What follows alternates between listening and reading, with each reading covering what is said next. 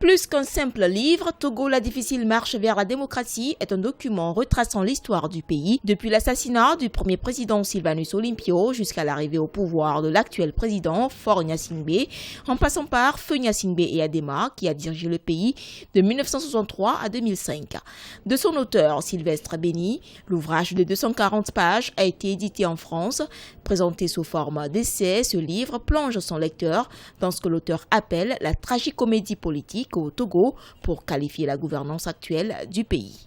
Il est vrai, l'actuel président est beaucoup plus soft dans ses manières de procéder, mais quand vous comparez la gouvernance, et pratiquement il n'y a pas de différence à faire. Vous voyez-vous, d'autant plus que le Faure Gnassingbé aussi refuse d'aller vers l'alternance et au changement.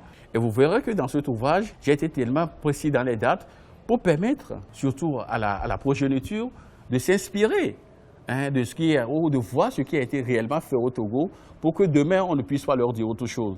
Togo, la difficile marche vers la démocratie a été publié en juillet 2016. Il épingle aussi bien le pouvoir que l'opposition togolaise. Aujourd'hui, l'auteur appelle à l'unicité d'action de l'opposition togolaise pour parvenir à l'alternance, gage d'une véritable démocratie. J'ai accepté, préfacer ce patrimoine-là, qu'aujourd'hui, les historiens peuvent se référer tout aussi bien à cette œuvre-là pour faire des déductions ou pour construire la réalité historique. Journaliste engagé, Sylvestre Béni prépare la sortie de 2 ouvrages, dont l'un est prévu en 2018.